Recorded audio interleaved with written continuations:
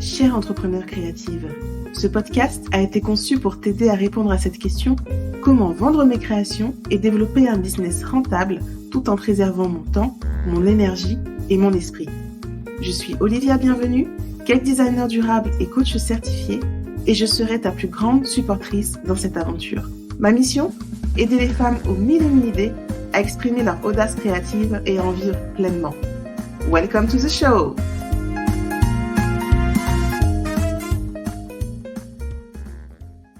Hello, hello! Aujourd'hui, je reçois Émilie. Bonjour Émilie. Bonjour, Comment tu vas? ça va très bien, merci et toi? Alors, je vais te laisser te présenter. Pour une fois, je vais pas faire d'intro. Je vais te laisser te présenter. Vas-y, dis-nous tout. Qui es-tu? Ouh Que là fais-tu? là! Qui je suis? Alors je suis Émilie, Drouin, j'ai 41 ans. Allez, je dis mon âge, quadra assumé. J'ai, 41 ans, je suis, française et je vis en Suisse depuis, 7 ans aujourd'hui et je suis entrepreneur, on va dire. Enfin, j'ai créé mon entreprise en 2016 et je me revendique vraiment comme entrepreneur depuis 2020, donc depuis l'année dernière. Et je suis coach, mentor, consultante, une espèce de mélange de tout ça, visibilité web, donc pour les entrepreneurs du web essentiellement. Tu es aussi auteur. Et tout à fait, oui, c'est vrai que j'ai parfois tendance à l'oublier. Par ailleurs, je suis, on va dire, multi-passionnée. Voilà, j'adore notamment tout ce qui est couture et tricot. Et j'ai écrit un livre tout récemment qui est sorti au mois de janvier, qui s'appelle Tricoter ses chaussettes. Donc avec Élodie, avec une co-autrice, on était deux, et on a écrit donc un livre qui est grosso modo une bible pour tricoter ses premières chaussettes. Voilà, se lancer dans l'aventure des chaussettes tricotées. C'est génial. Tu es vraiment, comme tu dis, multipassionnée, Mm. multipotentielle, créative dans toute sa splendeur. Et je note que finalement, le côté entrepreneur, ta casquette d'entrepreneur, tu l'as vraiment assumé que l'année dernière. Qu'est-ce qui t'a aidé à le faire? Bah, en fait, pendant les 3-4 premières années de mon entreprise, j'étais freelance en fait. C'est-à-dire que je répondais à des mandats qu'on me donnait, et notamment en fait, je travaillais que sur recommandation. C'est-à-dire que je trouvais mes clients uniquement par bouche à oreille et recommandation. Enfin, mon métier d'origine, c'est les relations presse. En fait, je suis consultante en relations presse depuis 2005, donc ça fait un petit moment. Voilà. Et en fait, quand je suis arrivée en Suisse, j'ai cherché du travail dans ce domaine ici et j'ai pas du tout trouvé. Donc j'ai finalement créé mon job avec un mandat qui m'est un petit peu tombé comme ça dessus sur le coin du nez en 2016. Et c'est vraiment comme ça que je suis rentrée, on va dire, dans l'entrepreneuriat. Et c'est vrai qu'il y a eu un long parcours, un long chemin pour passer un peu de. Et puis freelance, en fait, au bout d'un moment, j'avoue que j'en avais un peu marre et je voulais vraiment changer de posture et d'être plus dans une posture d'entrepreneur, et surtout de vraiment me servir du web en fait pour trouver de nouveaux clients. Donc c'était vraiment un changement assez profond pour moi, passer un peu d'exécutante, on va dire, à plus leader de son entreprise. Donc voilà, c'est pour ça que je me revendique uniquement, on va dire, entrepreneur depuis le début de l'année dernière. Ah, mais c'est génial, et de voir que ce changement de posture, il est vraiment interne. C'est pas le fait de créer une entreprise qui fait que voilà, tu es entrepreneur. Il y a tout un cheminement mental interne Mm. qu'il faut faire finalement. Oui, et je pense qu'il est propre à chacun. C'est-à-dire que vraiment, il dépend aussi de son ancienne vie, aussi de ses contraintes du moment. Parce que moi, très franchement, en fait, j'ai créé mon entreprise au moment où j'étais en train de créer ma famille. Donc, les deux se sont faits en même temps. Et j'avoue, en fait, je ne pouvais pas. Alors, je suis multipassionnée, peut-être multipotentielle, mais par contre, j'ai vraiment du mal à être sur plusieurs très gros projets, on va dire, de front. Et du coup, là, au début de la création de mon entreprise, c'était vraiment c'était pour continuer à travailler tout en les grossesses, le début des enfants, puis moi je les ai enchaînés, j'en ai eu 2 en 2 ans. Donc du coup voilà, il y avait aussi ça, et c'est pour ça que je pense aussi, une fois que la famille était fondée, qu'on avait les 2 enfants qui étaient là, hop, j'ai pu passer à, on va dire, au stade d'après quoi, qui était vraiment pour moi ce statut d'entrepreneur, de chef d'entreprise plutôt. Mhm. Voilà. Ouais, c'est vrai qu'on dit que créer une entreprise, c'est comme avoir un autre enfant. C'est tout prenant, ça te prend du temps, ça te prend de l'énergie, ça te prend aux tripes aussi, parce que quand on est créatif, on sort des choses du fond de nous. Exactement. Ah ouais, c'est vraiment comme un accouchement et comme un enfant. c'est ça. Et alors, est-ce que plus jeune, tu te voyais faire cette activité-là, écrire un livre Alors écrire un livre, oui, je pense que ça faisait partie de mes rêves puisque j'ai toujours été une grande lectrice et même toute petite, enfin vraiment j'ai lu toute ma vie, enfin j'adore lire et cetera. Donc moi, être dans une librairie, c'est un peu, mon kiff ultime. Donc là, je me dis, oui, avoir, mon nom sur un livre, c'était vraiment un rêve. Mais alors pas du tout entrepreneur. Ça pour le coup, mon père, il l'est, en quelque sorte. Il est médecin, mais finalement, il est, à la tête de son entreprise et en fait, quand je voyais enfin, ça avait l'air tellement compliqué quand même de se sentir seule que moi, j'étais vraiment au début, je voulais être une bonne salariée, tu vois, et pas prendre cette responsabilité, entre guillemets. Et puis, c'est venu vraiment avec la vie, quoi. Et moi, quand j'étais enfant, je voulais être danseuse étoile, tu vois. Donc, il y avait quand même, il y a un petit gap. Ouais, il y a toujours cet aspect créatif, il était là, mais c'est vrai que c'est un autre domaine, quoi. Et du coup, la Exactement. danse, on a fait quand même de la danse? Oui, j'en ai fait quand même jusqu'à mes 14 ans. Puis, en fait, je pense que j'avais pas du tout ni le corps, ni enfin vraiment pour, on va dire, passer au stade d'après en danse classique, qui était de rentrer dans les écoles de danse et en sport-études, etc. Enfin, ils m'ont clairement dit que ça allait pas le faire. Donc là, ça m'a un petit peu, comment dire, j'ai tout arrêté du coup la danse, j'en faisais de vraiment beaucoup. Et là, ma créativité s'est plus reportée justement sur les activités créatives type couture tricot que j'ai vraiment, on va dire, commencé à ce moment-là, en fait, Des à activités l'adolescence. plus manuelles, on va dire. Exactement. Et alors aujourd'hui, comment tu accompagnes tes clients? Déjà, quel genre de clients tu accompagnes dans ton mentorat coaching consulting et comment tu... Alors, je les accompagne avant tout en individuel. Alors, qui ils sont? Moi, enfin, on va dire ma cible, mon persona. Enfin, moi, c'est quelque chose que je prends de manière assez souple, en fait, ce concept. C'est plutôt des entrepreneurs créatifs et engagés. Enfin, moi, j'aime bien, enfin, vraiment enfin, les femmes que j'attire, enfin, c'est généralement des femmes d'ailleurs. Voilà, en premier lieu. Je ne sais pas pourquoi les hommes ne veulent pas travailler avec moi. Pourtant, je les ai pas exclus, mais il s'avère que c'est vraiment que des femmes qui viennent que j'attire à 100%. Et elles sont toutes créatives, même si elles sont, on va dire, juristes ou avocates ou même dans des professions, on va dire, qui sont moins qualifiées de créatives, elles ont quand même cette part de créativité en elles qui est très forte. Et elles sont engagées. C'est-à-dire que pour moi, vraiment, l'engagement, c'est quelque chose de très fort. Parce que j'ai vraiment à cœur, enfin, voilà, de m'engager dans tout ce que je fais. Et du coup, pour moi, c'est vraiment une valeur, on va dire, qui est importante pour moi. Et qu'en face, j'aime bien avoir des personnes qui soient vraiment engagées dans leur transformation, dans leur changement. Donc, pour moi, ça transcende en fait ces deux valeurs. Elles sont hyper importantes pour moi. Elles doivent faire partie de la personne que j'accompagne, avec d'autres valeurs évidemment, mais c'est vraiment deux valeurs qui sont importantes. Et c'est là où se fait un peu le match entre nous en fait. Et c'est les personnes que j'accompagne le mieux. Et donc, elles peuvent être de tout secteur. Finalement, là, dernièrement, tu vois, je propose des thèmes Human Design là depuis récemment, et j'ai attiré à moi alors des femmes créatives, mais par exemple des juristes ou effectivement des personnes qui se lançaient comme courtiers en assurance, des choses vraiment où j'aurais pas dit, tu vois. Et en fait, on travaille très très bien ensemble à ce niveau-là. Donc voilà, pour moi, c'est ces deux valeurs qui transcendent, on va dire, les industries et les secteurs d'activité. Moi, je suis plus on va dire, sur un match énergétique, en fait, plus qu'une cible, dans une cible, tu vois, un groupe de personnes qui seraient définies uniquement par leur âge, leur lieu d'habitation, leur statut, etc. Enfin, c'est plus souple, en Ouais, fait. je suis totalement d'accord, c'est beaucoup plus large que ça parce qu'on peut être dans un métier, ça n'empêche pas qu'on ait des valeurs différentes ou une façon de voir différente. Ta cliente qui était juriste, moi ça me parle totalement, j'étais juriste et pourtant je suis très créative, ça, l'un n'empêche pas l'autre. Après, c'est ce qui fait aussi la beauté de notre activité, c'est qu'on découvre des femmes dans tout secteur. Et puis mine de rien, cet aspect créatif et engagé, faut l'assumer. Moi j'ai vraiment vécu comme un coming out, le fait d'être créative et tout, surtout que j'ai été dans un monde d'ingénieurs et tout, donc pas du tout câblé de la même façon. Et assumer ce côté créatif et engagé, c'est pas si simple, hein. Non, c'est pas du tout simple. Enfin, moi, j'ai toujours navigué dans ce monde-là, en fait, parce que j'ai travaillé depuis mes débuts dans des agences de communication. à Paris. Donc, forcément, on est quand même dans un milieu qui était extrêmement créatif de par sa nature, en fait. Il y avait vraiment ce côté-là créatif. Il a toujours été là, en fait, très, très, très, très présent dans ma vie, en fait, finalement, même professionnelle, même si j'étais dans la communication corporate. On était quand même vraiment dans des agences où, ouais, il y avait toujours des pôles créatifs. Enfin, on travaillait avec des créatifs. Et donc, pour moi, ça a toujours été présent. Donc, je pense aussi que ce qui attire peut-être chez ces personnes voilà, il y a peut-être ce côté, genre, moi, je l'assume, en fait, parce que j'ai toujours navigué dedans. Donc, peut-être, je me pose même pas la question, en fait. C'est presque inconscient.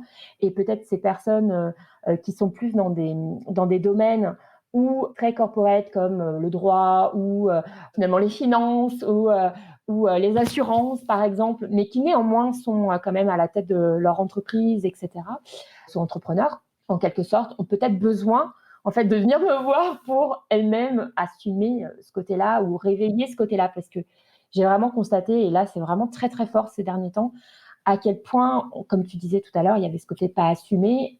Dans ces milieux-là, on met un couvercle, en fait, sur une partie de nous. Vraiment, on essaie de rentrer dans un moule hyper fort et en fait, on n'assume pas du tout ce côté créatif qui peut être surpuissant, en fait, même dans les finances, même dans le droit, même dans des matières, on va dire, qu'ils sont moins de prime abord, en fait. Et c'est vrai que ça m'a toujours intriguée de voir à quel point, dans le milieu de la com, comment les créatifs sont adulés. Il suffit que tu sois dans un environnement où c'est pas ce qu'on met en avant et tu n'existes pas et au contraire, ça sert à rien, quoi. Donc c'est vraiment une question d'environnement et d'être au bon endroit et puis voilà, se sortir de ce moule, de ce couvercle. Ouais, Pour libérer.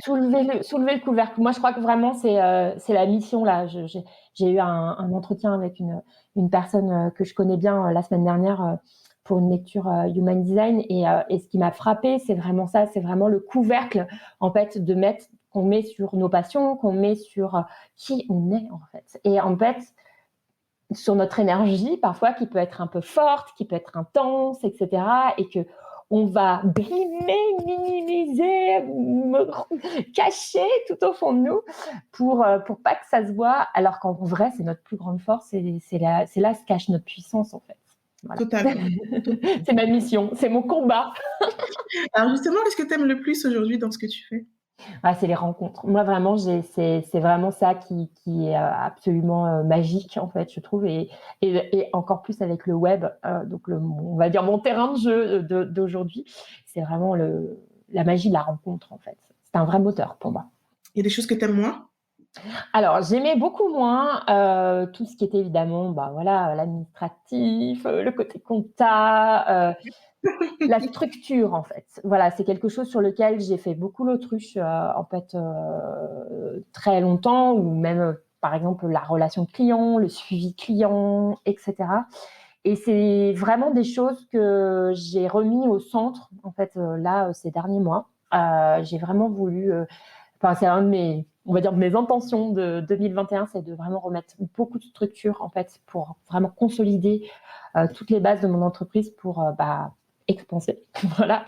Et parce que l'expansion, c'est mon mot de l'année, donc on y va. Et je me suis rendu compte que je pouvais plus, en fait, faire, voilà, essayer de passer entre les gouttes, comme je l'avais fait ces dernières années. Donc là, je me suis obligée, en fait, à vraiment restructurer tout ça. Et aujourd'hui, je m'impose une journée par semaine.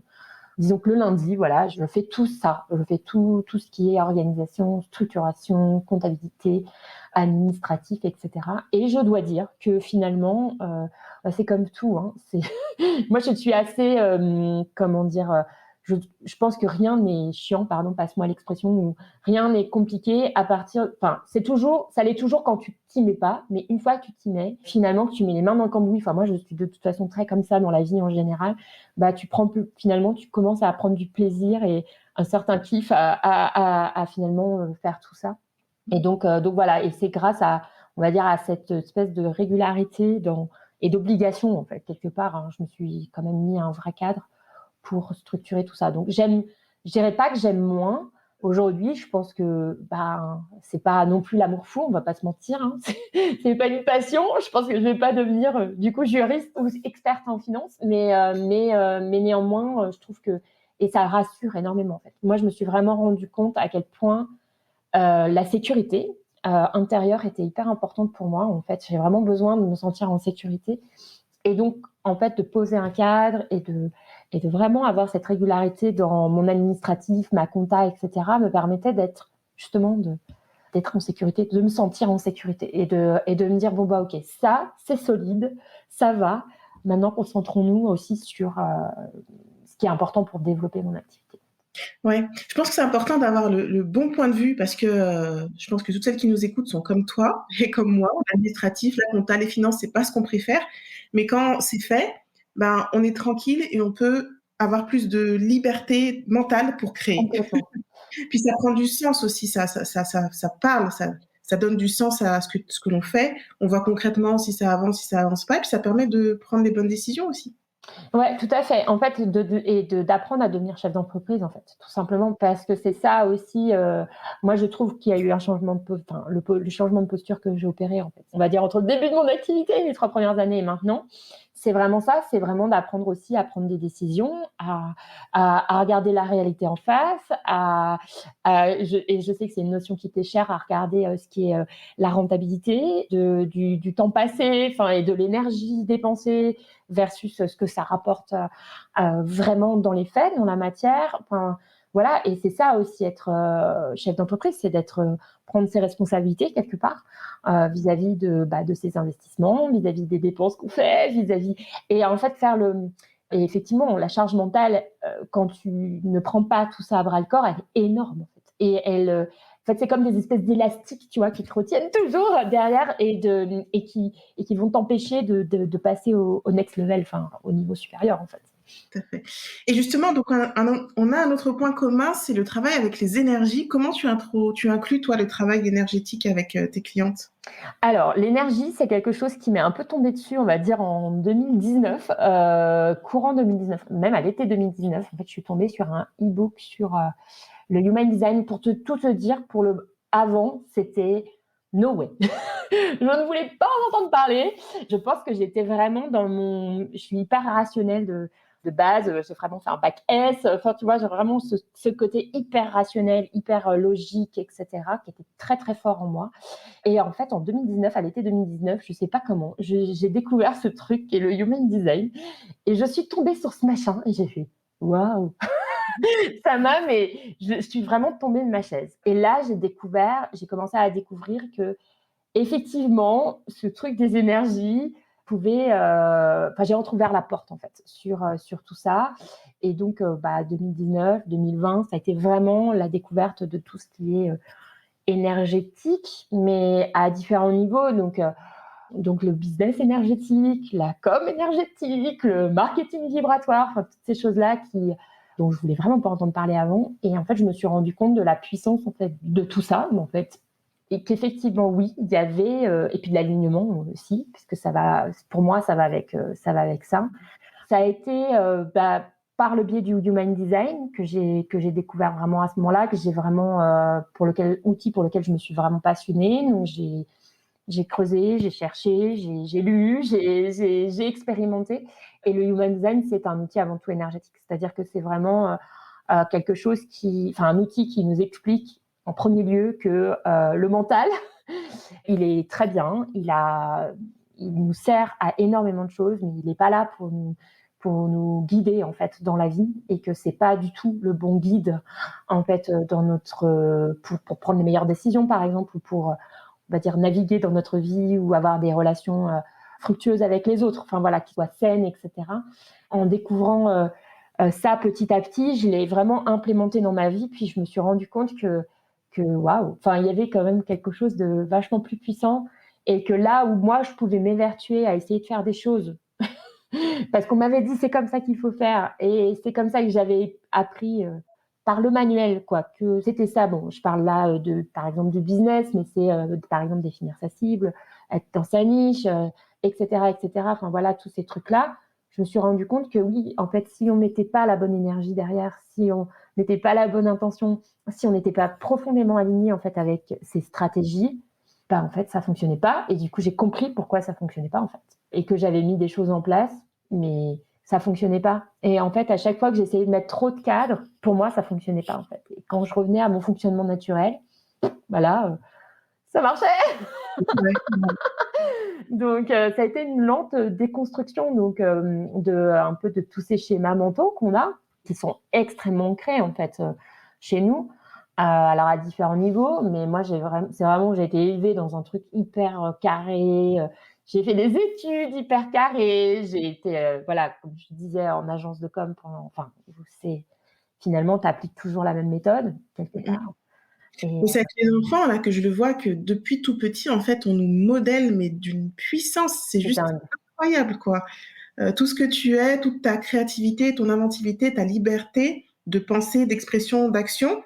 Dès que tu rentres à l'école, en école classique, hop, ça casse le truc, quoi. Ouais, ouais, et oui, et moi aussi, je m'en suis rendu compte là avec les enfants. J'ai un petit garçon, le premier, il a énormément d'imagination. Puis là, nous, ils sont pas scolarisés encore parce que l'école commence plus tard en Suisse. C'est à 4 ans révolus, donc ils sont pas encore scolarisés. Mais le plus grand, là, l'autre jour, je me disais, mais c'est fou. Je raconte une petite anecdote parce que ça m'a vraiment frappée.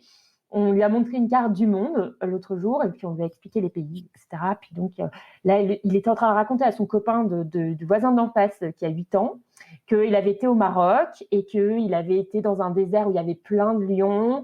Enfin bref, il était en train de raconter une histoire. Il s'était inventé un truc génial. Et l'autre lui disait mais t'as pas du tout été au Maroc, mais c'est pas vrai, mais c'est un mensonge, mais t'es un menteur. Et j'ai trouvé ça hyper violent de me dire, mais oh là là, Ouais, mais pourquoi il n'a pas le droit de te raconter une histoire en fait? C'est quoi le problème en fait avec ça?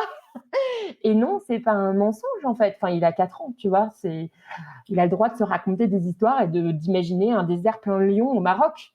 En fait, en vrai, c'est bah, pas tout à tellement fait. faux en fait, en vrai, mais tu vois, là, c'est presque la réalité. À quelques kilomètres près, c'est la réalité. À quelques kilomètres près, c'est la réalité. Mais voilà, il avait reconstruit en fait lui dans sa petite tête de petit garçon, tu vois, ce qu'on lui a dit. Il a pris des bribes d'informations, il a recréé son histoire. Mmh. Et en fait, en face, paf, ça casse quoi. Ouais, ouais, c'est ça. Je trouve ça hyper dur. Et le grand paradoxe, c'est qu'en même temps, sans toute cette imagination, sans cette créativité, on ne vit pas. Il y a pas de culture, il y a pas de musique, il y a pas de divertissement. Donc c'est vraiment et pourtant c'est tout ce qu'on recherche tous. Donc c'est le vrai paradoxe. J'arrive vraiment pas à comprendre pourquoi on brime autant l'inventivité, la créativité, alors que de l'autre côté, on recherche ça pour s'évader. Exactement, et que c'est en racontant des histoires, en fait, enfin, tu vois, la puissance du storytelling, par exemple. Enfin, moi, c'est vraiment quelque chose dont je me suis rendu compte avec les enfants. C'est hallucinant. Enfin, je veux dire, on ne recherche que ça, en fait. On ne recherche que à ce qu'on nous raconte des histoires. Totalement, totalement. C'est vrai. C'est pour ça qu'on va au cinéma, c'est pour ça qu'on est tous accros à Netflix, c'est pour ça Bah qu'on est ouais. tous accros aux romans. Enfin bref, c'est tellement évident, en fait. Puis même quand on rencontre des personnes, on échange en racontant des histoires, quoi. C'est la base de la communication, quoi. C'est clair. Et alors, où est-ce qu'on peut te retrouver? Alors, on peut me retrouver essentiellement sur Instagram parce que c'est là où il y a vraiment c'est mon terrain de jeu, on va dire, que j'adore. Donc, à divers endroits sur Instagram parce que je suis voilà multi-compte moi toujours. Donc, j'ai un compte, on va dire professionnel qui est emily.drouin.communication parce que pour le moment, je suis en plein recherche de nom d'entreprise. Donc, voilà, pour le moment, on est revenu à la substantifique moelle, on va dire, mon nom administratif. Voilà. Donc ça, c'est le premier compte, on va dire, plus professionnel, orienté communication. Et puis, on peut me retrouver aussi sur mon compte créatif qui s'appelle, et là j'ai un petit trou à chaque fois, c'est Slownit Ensu by Emily. Je connaissais pas celui-là, pourtant je te suis sur mais celui-là, Oui, alors c'est vrai que j'ai pas mal modifié en fait ces derniers temps, justement pour avoir comment dire, une présence digitale qui soit alignée, justement, comme on en parlait avant. Pour moi, c'est important de me sentir bien en fait sur chacun de mes comptes. En fait, j'ai interverti mon ancien compte pro est devenu mon compte créatif et mon ancien compte créatif est devenu mon compte professionnel. Et puis, j'ai donc le compte Instagram lié au livre qu'on a écrit avec donc Elodie, qui s'appelle Tricoter ses chaussettes, tout simplement, mmh. sur lequel on partage toute la vie autour du livre, qui est très foisonnante et super, super chouette, quoi. Voilà. Ouais, c'est un compte plutôt, projet, on va dire. Oui, c'est un compte projet. En fait, on a été un peu n'étais pas obligée de le faire. On avait très envie de le faire, en fait, mais c'est surtout quelque chose on avait vraiment envie de partager autour du livre. Et en fait, cette année, il n'y a pas eu en fait tous les grands salons de loisirs créatifs, l'Aiguille en Fête et Création et Savoir-faire, qui sont quand même, enfin là on ne sait pas, hein, peut-être qu'il aura lieu à la fin de l'année, en novembre généralement. Mais c'est vrai qu'on n'a pas eu ces rendez-vous en fait, et on en parlait justement hier avec Élodie. Quand on écrit un livre, en fait, c'est vrai qu'on a vraiment envie de rencontrer ses lecteurs en fait, mais dans la vraie vie en fait, on n'a pas envie. Et c'est vrai que le digital, nous a servi de palliatif. C'est pour ça qu'on l'a créé, parce qu'on avait vraiment envie de communiquer en fait avec nos lecteurs et nos lectrices, enfin, essentiellement plus des lectrices, voilà, et puis de se mettre à leur disposition en fait, parce que pour nous, le livre, on l'a vraiment fait pour transmettre en fait notre expérience, notre savoir. Enfin, c'est un livre de mentorat en fait, quelque part, en quelque sorte, parce qu'il y a vraiment beaucoup de nous dedans, et la façon dont on vit en fait cette passion aussi, le tricot, etc. En fait, ce livre, c'est marrant parce qu'il résume un peu notre conversation. C'est-à-dire qu'il y a ce côté, le manuel, il y a ce côté, tu vas apprendre des techniques qui sont, oui, tu vas suivre un pas à pas, etc. Et on va te dire comment faire. Mais après, chacun est libre, finalement, aussi de trouver sa recette propre. Et en fait, nous, on avait vraiment envie de dépasser ce côté légèrement donneur de leçons. Enfin, c'est pas un jugement, mais c'est vrai que parfois, dans ces matières-là, comme le tricot, comme la couture, etc., il y a un côté, c'est comme ça qu'on fait, c'est pas autrement, parce qu'on m'a appris comme ça, et donc je te le transmets comme ça. Et oui, je comprends que ce soit peut-être une conviction, néanmoins, moi, je trouve que chacun est libre, en fait, de faire ce qu'il veut, de faire la manière dont il veut, et surtout, on a tous des façons différentes d'apprendre. Il y a des gens qui vont être visuels, il y a des gens qui vont être kinesthésiques, il y a des gens qui vont être auditifs, il y a des gens, enfin bref, il y a différentes façons. Et dans ce livre, on avait vraiment envie justement de présenter tout ce qui, nous, on connaissait, nous, ce qu'on préférait, et d'inviter des personnes, enfin les lecteurs et les lectrices, à trouver leur propre voix, en fait. C'était vraiment ça notre idée de départ. Et donc, comme il n'y a pas eu tous ces salons, on a créé ce compte pour justement continuer à échanger. Et puis là, on a organisé un événement digital, entre guillemets, qui s'appelle un CAL, c'est un knit along, donc, où les personnes, on se met à leur disposition pendant un temps donné pour vraiment répondre à toutes leurs questions et dépasser tous leurs blocages, etc. Parce que dans ce genre de matière, comme finalement dans toutes les matières, hein, que ce soit le développement d'une entreprise aussi, c'est pareil, c'est de passer à l'action. En fait. C'est le fait de passer à l'action, oui, ok, tu lis la technique, tu as compris intellectuellement, théoriquement, mais en fait, tu l'intégreras pas si tu fais pas. En fait. Et donc là, on a proposé cet événement qu'on a organisé sur Discord. Donc tu vois, on est hyper on s'est dit on va vraiment prendre une plateforme qui soit innovante, on va dire, pour le milieu du tricot. Et ça a été hyper bien reçu, donc ça c'est vraiment génial. Et là, j'ai regardé les chiffres, elles sont 500. Enfin, tu vois, sur Discord, c'est vraiment un super événement digital.